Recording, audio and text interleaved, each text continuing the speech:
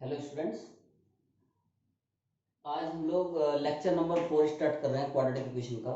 और इसमें हम लोग डिस्कस करेंगे ग्राफ ऑफ क्वाड्रेटिक एक्सप्रेशन।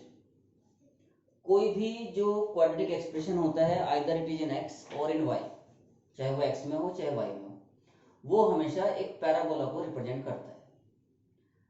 कुछ बच्चे जो हैं पैराबोला के बारे में थोड़ा बहुत आइडिया जानते हैं क्योंकि उनको फिजिक्स में बताया जाता है, लेकिन फिर भी पहले मैं आप लोगों को पैराबोला की कुछ स्टैंडर्ड फॉर्म्स बताऊंगा ताकि जब हमारा जो गिवन क्वाड्रेटिक एक्सप्रेशन होगा वो पैराबोला की फॉर्म में कन्वर्ट हो, तब आप उसको पहचान सको कि हाँ भाई ये पैराबोला ही है। ठीक है, तो सबसे पहले इसमें मैं आपको स्टैंडर्ड फॉर्म्स ऑफ पैराबोला बता रहा हूं। Standard forms of parabola, standard forms of parabola. इसमें फर्स्ट जो स्टैंडर्ड फॉर्म है वो है y square equal to 4ax। Y square equal to 4ax।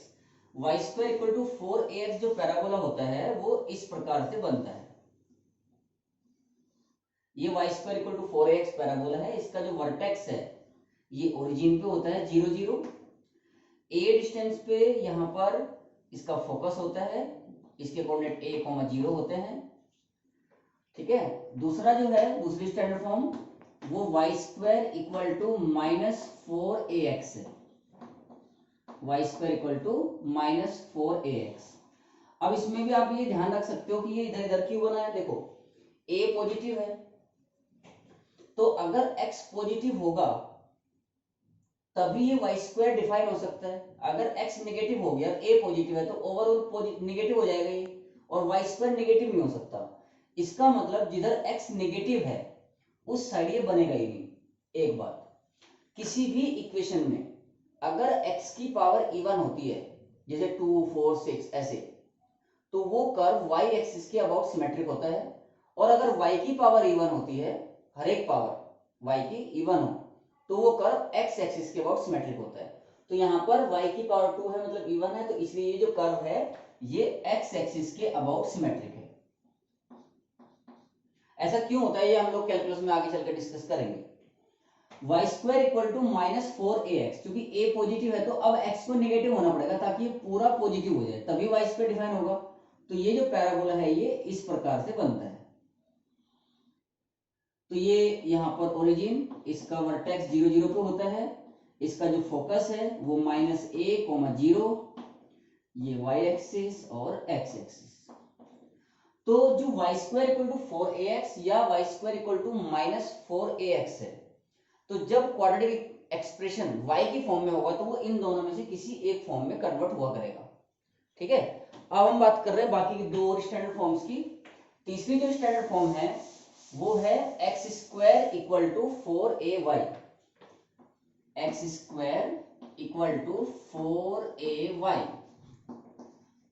इसमें भी आप देख सकते हो यहां पर चूंकि x की पावर इवन है तो ये y एक्सिस के अबाउट सिमेट्रिक होगा, और y नेगेटिव के लिए डिफाइन ही नहीं होगा। जहां पर y पॉजिटिव है या ग्रेटर देन इक्वल टू 0 है तो वहां पर ये डिफाइन होगा। तो ये पैराबोला कुछ इस प्रकार से बनता है।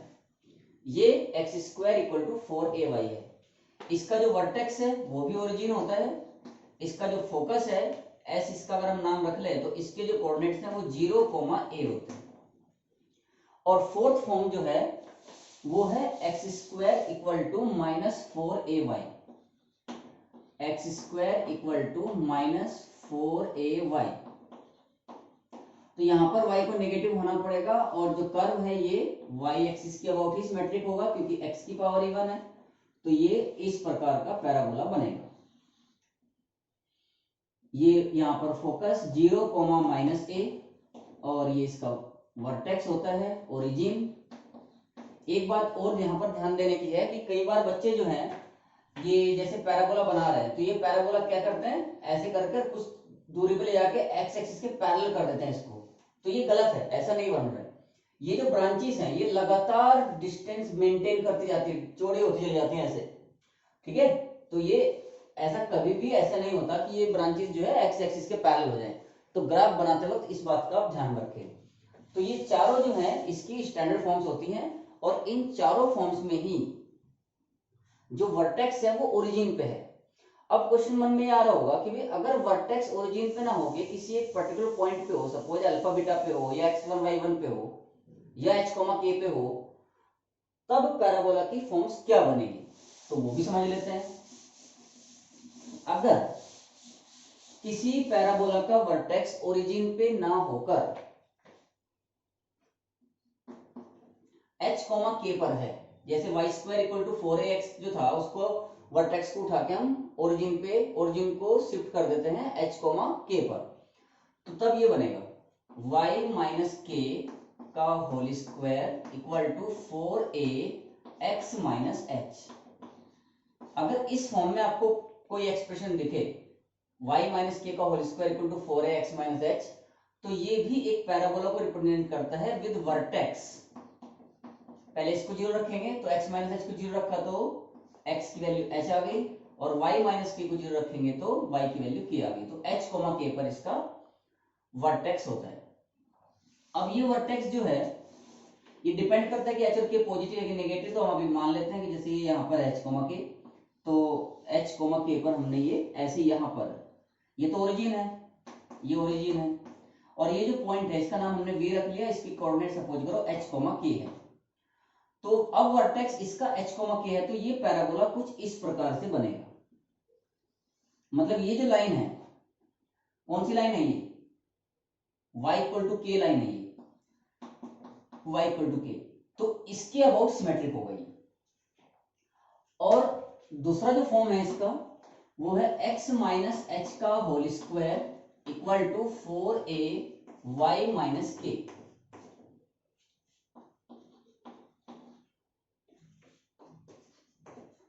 तो इसका भी जो वर्टेक्स है वो h, k पर है, और इसकी फॉर्म कैसे बनेगी, क्योंकि यहां पर x की पावर में 1 दिख रहा है आपको, तो ये पैराबोला जो है, जैसे ये तो ओरिजिन हो गया 0 0, ओरिजिन यानी कि वर्टेक्स को उठा के हमने h, k पर यहां पर कहीं शिफ्ट कर दिया, तो इसका जो ग्राफ है वो कुछ इस प्रकार से बनेगा ऐसे, और यहां पर वर्टेक्स आ जाएगा इसका h, k। तो मेन बात ये है कि आपको ये एक्सप्रेशन और ये पहचानना आना चाहिए, ताकि जब आपके सामने कोई इस फॉर्म में एक्सप्रेशन दिखे तो आप उसको पहचान सको कि ये एक्चुअली पैराबोला को रिप्रेजेंट कर रहा है, और उसका जो वर्टेक्स है वो h, k है। अब हम वापस अपने मेन टॉपिक पे आ जाते हैं। ग्राफ ऑफ क्वाड्रेटिक एक्सप्रेशन कैसे बनाते हैं। तो सबसे पहली बात तो आपको ये समझनी है यहाँ पर कि कोई भी क्वाड्रेटिक एक्सप्रेशन हो, either it is in x और इन y, it always represents a parabola. A quadratic expression which is either in x or in y always represents a parabola. Consider the quadratic expression y = ax² plus bx plus c. ये quadratic expression है, जब हम y को 0 देते हैं तो quadratic equation बन जाती है, लेकिन हमें क्या करना है, graph of quadratic expressions. Okay, तो हमने इसमें क्या किया, a कॉमन ले लिया, a कॉमन लेने के बाद में क्या बन गया, x² plus b/a into x plus c/a, a into x² plus b/a into x। यहां पर हम कंप्लीटिंग स्क्वायर मेथड अप्लाई करेंगे। x का जो कोफिशिएंट है वो b/a है, उसका हाफ हुआ b/2a, और b/2a का स्क्वायर हुआ b²/4a²। x के कोफिशिएंट का हाफ करके उसका स्क्वायर ऐड और सब्ट्रैक्ट करते हैं। तो x का कोफिशिएंट क्या है, b/a, हाफ हुआ b/2a, उसका स्क्वायर क्या हुआ, b²/4a²। तो b²/4a² हमने यहां पर ऐड कर दिया और वही सब्ट्रैक्ट कर दिया ताकि ये इसका बैलेंस बना रहे, plus c/a as it is. अब आप देखो यहां से और यहां तक ये परफेक्ट स्क्वायर बन गया है, तो a into x plus b/2a का होल स्क्वायर माइनस 4a² आपने यहाँ पर एलसीएम ले लिया तो ये बन गया b² माइनस 4ac, और b² माइनस 4ac को हम d से जानते हैं, तो y इक्वल टू इस a के अंदर मल्टीप्लाई कर रहे हैं, a into x plus b by 2a का होल स्क्वायर माइनस ये b² माइनस 4ac की जगह d रख दिया, और जब इस a की मल्टीप्लाई करेंगे यहाँ पर तो एक a की पावर कैंसिल हो जाएगी, तो केवल यहाँ पर 4a बचेगा। यहाँ पर मैं आपको बता देता हूँ कि d का मतलब b² माइनस 4ac है, जिसको हम डिस्क्रिमिनेंट के नाम से जानते हैं। इसको उठा के धर ले आओ, तो y plus d upon 4a is equal to a x plus b upon 2a का होल स्क्वायर। अब इसे आप अगर ध्यान से देखो तो ये जो है ये पैराबोला बन चुका है, लेकिन अभी मैं इसको आपको और क्लियर कर देता हूं। इसे आप ऐसा भी लिख सकते हो, ये a को इधर ले आओ, 1 अपॉन a हो जाएगा, तो x plus b upon 2a का whole square equal to 1 upon a y plus d by 4a। तो आपकी जानकारी के लिए जैसे मैंने अभी बताया था, मैं यहां पर लिख देता हूं ये किस फॉर्म में है, ये x माइनस h का whole square equal to 4a into y minus k की फॉर्म में है। ये आप इसके साथ देखो कंपेयर कर सकते हो इसको, ये इस फॉर्म में है। इसका वर्टेक्स जो है वो h k होता था, और अगर यहाँ पर पूरी ये क्वांटिटी पॉजिटिव है यानी कि a पॉजिटिव है तो पैराबोला ओपनिंग अपवर्ड था, और अगर a नेगेटिव है तो पैराबोला ओपनिंग डाउनवर्ड था। यहां भी बिल्कुल ऐसा ही बन गया है ये same, x plus b by 2a का whole square, x plus b by 2a का whole square equal to 1 upon a into y plus d by 4a। This represents a parabola with vertex, represents a parabola with vertex, अब vertex हम कैसे find करते थे, देखो यहां पर भी हमने वर्टेक्स कैसे फाइंड किया था, x माइनस h को 0 रख के x इक्वल टू h मिला था, और y माइनस k को 0 रख के y की वैल्यू k मिली थी। ऐसे ही हम यहाँ पर जब हम x plus b by 2a को 0 रखेंगे तो x की वैल्यू क्या मिलेगी, माइनस b बाई 2a, और इसको 0 रखेंगे तो माइनस d अपॉन 4a। अब ये बात आपको बिल्कुल रटी हुई होनी चाहिए, क्या रटा होना चाहिए कि y equal to a x square plus b x plus c, ये जिस पैराबोला को रिप्रेजेंट करता है उस पैराबोला का vertex minus b by 2a comma minus d by 4a होता है। अच्छा, इफ अब ये जो क्वांटिटी है यहाँ पर इसका पॉजिटिव होना और नेगेटिव होना इस बात पे निर्भर करेगा कि पैराबोला ओपनिंग अपवर्ड है कि डाउनवर्ड है, या ऐसा कहोगे इसका नेगेटिव पॉजिटिव होने से ही पैराबोला ओपनिंग अपवर्ड या डाउनवर्ड होता है। तो if a is greater than 0, अगर ये क्वांटिटी पॉजिटिव है then parabola opens upward, parabola opens upward, and if a is less than 0, then parabola opens downward। opens upward का मतलब जैसे एक कप है, कप सीधा ऐसे पैराबोला बनेगा, और कप को उल्टा कर दे डाउनवर्ड मतलब इस प्रकार का पैराबोला बनेगा। तो कुल मिलाके हमने ये जो डिस्कशन किया, इस डिस्कशन से हम किस निष्कर्ष पे पहुंचे, एक बार वो निष्कर्ष फिर से डिस्कस कर लेते हैं ताकि हमें आगे कोई किसी प्रकार की प्रॉब्लम ना रहे।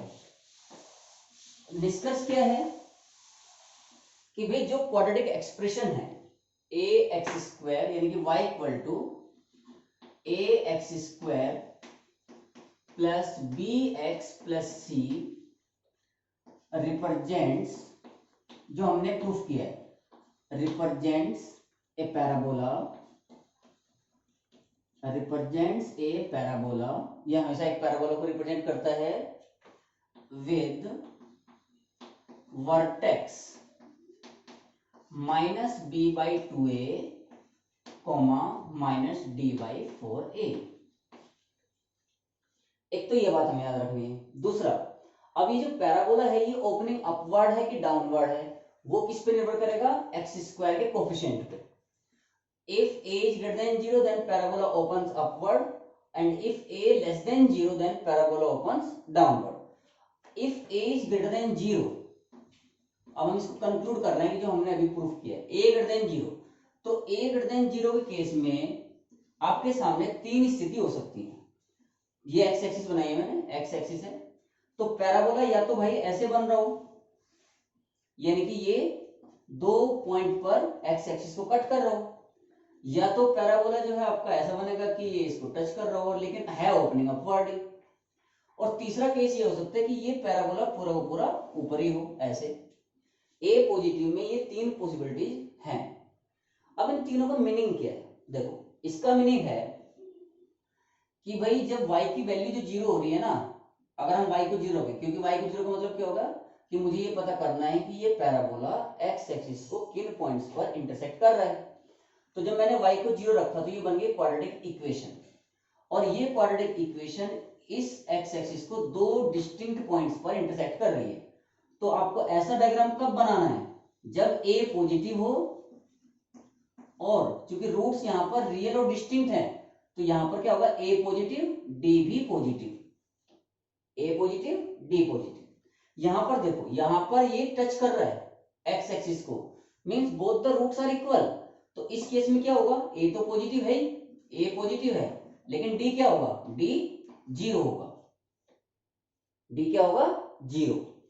इस केस में क्या होगा भाई? इस केस में पैराबोला ना तो एक्स एक्सिस को टच कर रहा है और ना इंटरसेक्ट कर रहा है, इसका मतलब इसका कोई रियल रूट होगा ही नहीं।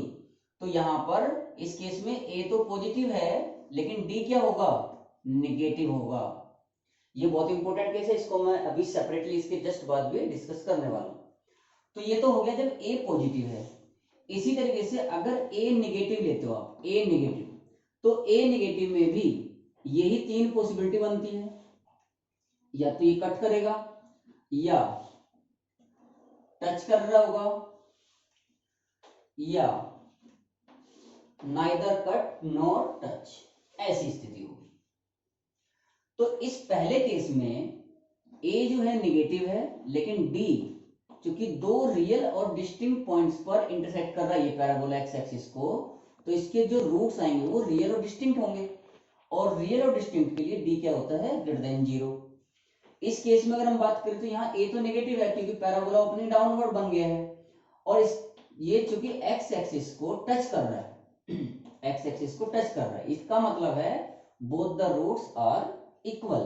तो यहां पर d क्या होगा? 0 होगा। इस केस में क्या होगा? इस केस में क्या होगा? a नेगेटिव तो है ही, यहां पर d भी नेगेटिव होगा क्योंकि इसका कोई रियल रूट नहीं है।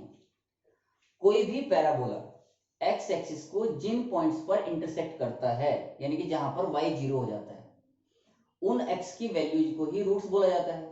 तो ये वाला पैराबोला तो एक्स एक्सिस के संपर्क में ही नहीं है, तो या तो ना तो टच कर रहा है ना कट कर रहा है, इसका मतलब इसका कोई रियल रूट नहीं होगा। कोई रियल रूट नहीं होगा मतलब d नेगेटिव होगा। अब इसमें एक बात हमें यहां पर और समझने की है कि अगर पैराबोला ओपनिंग अपवर्ड है और ये है इसका वर्टेक्स, ये इसका वर्टेक्स है, यहां तीनों ही केस में वर्टेक्स यही है, ये ऊपर जो है वो तो इन्फिनिटी तक जाएगा, मतलब इसकी मैक्सिमम वैल्यू इन्फिनिटी होगी, लेकिन इसकी मिनिमम वैल्यू क्या होगी? इसके वर्टेक्स के कोऑर्डिनेट क्या है लिखे थे हमने? Minus b by 2a comma minus d by 4a। तो इन तीनों ही केसेस में वर्टेक्स के कोऑर्डिनेट यही है, बस खाली ये हो गया कि यहाँ पर d 0 होने की वजह से ये minus b by 2a comma 0 हो जाएगा क्योंकि इसका मिनिमम ये है। तो यहां पर इस केस में जब a पॉजिटिव है तो आपको ध्यान क्या रखना है? y मिनिमम, यानी कि y की मिनिमम वैल्यू क्या होगी? y की मिनिमम वैल्यू होगी minus d upon 4a at, किस पे मिलेगी वो value? At x equal to minus b by 2a। और y मैक्सिमम क्या होगा? y मैक्सिमम होगा इन्फिनिटी, क्योंकि ऊपर तो ये इन्फिनिटी जा रहा है। अच्छा, अब इसमें बात करते हैं, वर्टेक्स के कोऑर्डिनेट यहां भी यही है, -b/2a, -d/4a। इस केस में क्या होगा, इस केस में नीचे जो है ये माइनस इन्फिनिटी तक जाएगा, तो y की जो मिनिमम वैल्यू है वो -इन्फिनिटी है। अब -इन्फिनिटी ऊपर आया तो मैक्सिमम वैल्यू ये होगी। तो जब पैराबोला ओपनिंग डाउनवर्ड होगा, जब पैराबोला ओपनिंग डाउनवर्ड होगा तो y की जो मैक्सिमम वैल्यू है वो होगी -d/4a, और ये वैल्यू क्या कब मिलेगी, जब x की वैल्यू -b/2a है, और y की जो मिनिमम वैल्यू होगी वो क्या होगी, -इन्फिनिटी। तो एक बात तो हमें यहां पर ये ध्यान रखनी है, क्योंकि हमें मैक्सिमम मिनिमम यानी कि रेंज भी बतानी है क्वाड्रेटिक एक्सप्रेशंस की। ये टॉपिक अभी आगे कंटिन्यूएशन में रहेगा जब हम ये ग्राफ वाला मैटर समझ लेंगे। तो उम्मीद है यहां तक समझ में आ गया होगा सबको। अब हम आगे बढ़ते हैं, और आगे में क्या है कि ये जो दो केसेस हैं स्पेशल, ये वास्तव में बहुत स्पेशल केस है। अब हम केवल ये वाला केस और ये वाला केस डिस्कस कर रहे हैं सेपरेटली, ठीक है। देखो, अब ये दो केस हम सेपरेटली डिस्कस कर रहे हैं। इस केस में मैंने क्या बताया कि ये पैराबोला ओपनिंग अपवर्ड है, a पॉजिटिव और d नेगेटिव, और इसमें क्या है, a नेगेटिव और d नेगेटिव। तो समझने वाली बात क्या है यहां पर, समझने वाली बात यहां पर ये है कि y इक्वल टू ये जो है पूरा पैराबोला, ये यहां पर x एक्सिस के ऊपर है, हमेशा न टच कर रहा है न कट कर रहा है, यानी कि y is greater than 0 for all x belongs to r। हर एक रियल नंबर, ये पूरे x एक्सिस का मतलब रियल नंबर होगी, इसके कोरस्पॉन्डिंग आप कोई भी पॉइंट डालोगे ना इनपुट में तो y हमेशा पॉजिटिव ही मिलेगा, क्योंकि ये अबव द x एक्सिस है। मतलब क्या हुआ, y कौन था, ax² plus bx plus c is greater than 0 for all x belongs to r। Condition क्या है, कब बोलेंगे हम कि ax² plus bx plus c greater than 0 for all x belongs to r, कब होता है ऐसा, if and only if a is greater than 0 and d is less than 0। अब ये बात भी आगे से आपको रटी हुई होनी चाहिए। जब भी आपके सामने कोई क्वाड्रेटिक एक्सप्रेशन ऐसा आएगा कि ax² plus bx plus c greater than 0 है, तो आपके मन में एक निष्कर्ष ये आना चाहिए तुरंत कि इसका a पॉजिटिव है और d निगेटिव है, क्योंकि ये पॉजिटिव तभी हो सकता है हमेशा जब वो अबव द x एक्सिस लाई करता हो। तो ये बात एकदम रट लो। अब इस पे आते हैं, यहां पर आप देखो कि आप कोई भी रियल नंबर ले लो, कोई भी x एक्सिस पे, उसके कोरस्पॉन्डिंग जो y मिलेगा वो हमेशा नेगेटिव मिलेगा, हमेशा नेगेटिव मिलना है। तो here y is less than 0 for all x belongs to r। y less than 0 का मतलब क्या हुआ, ax² plus bx plus c less than 0 for all x belongs to r। और ये हो कब रहा है भाई, मतलब ax² plus bx plus c less than 0 for all x belongs to r हर रियल नंबर के लिए नेगेटिव कब हो रहा है, जब a भी नेगेटिव हो और d भी नेगेटिव हो। तो if and only if a less than 0 and d less than 0। तो ये जो है आपको अब आगे से रटा होना चाहिए। इन दोनों बातों में, दोनों रिजल्ट्स में एक कॉमन बात है कि जब भी क्वाड्रेटिक इनइक्वालिटी आएगी, क्वाड्रेटिक इनइक्वालिटी चाहे वो ग्रेटर देन 0 वाली हो चाहे लेस देन 0 वाली हो, तो क्वाड्रेटिक इनइक्वालिटी में d हमेशा लेस देन 0 ही है। देखो यहां भी d लेस देन 0 है और यहां भी d लेस देन 0 है। तो a पॉजिटिव है तो मतलब वो क्वाड्रेटिक एक्सप्रेशन पॉजिटिव है, और a नेगेटिव है तो क्वाड्रेटिक एक्सप्रेशन नेगेटिव है with d less than 0 in both cases. तो सबसे पहले आपको क्या करना है, ये लेक्चर हमने बहुत छोटा बनाया है, आप इस लेक्चर को एक बार समझो, ध्यान से देखो, उसको ऑब्जर्व करने की कोशिश करो, फिर हम इनके ऊपर एग्जांपल भी लेंगे अगले लेक्चर में। तो आप इसे लेक्चर 4 की जगह लेक्चर 4.1, लेक्चर 4 या 4.1 की तरह ट्रीट कर सकते हो, क्योंकि इसमें 4.2 4.3 भी आएगा। अभी हम इसमें अगले लेक्चर में आपको ये बताएंगे कि इनके ऊपर क्वेश्चंस कैसे बनते हैं, और कोई अगर हमें क्वाड्रेटिक एक्सप्रेशन दे रखा है तो उसकी रेंज कैसे फाइंड करते हैं, यूजिंग या तो वर्टेक्स का सीधा फॉर्मूला कर लें -b/2a -d/4a, या क्या और भी कुछ तरीके हो सकते हैं जिससे उसकी रेंज निकाली जा सके, और किन किन वैरायटी के क्वेश्चंस के ऊपर बनते हैं वो हम नेक्स्ट लेक्चर में डिस्कस करने जा रहे हैं। ठीक है, थैंक यू।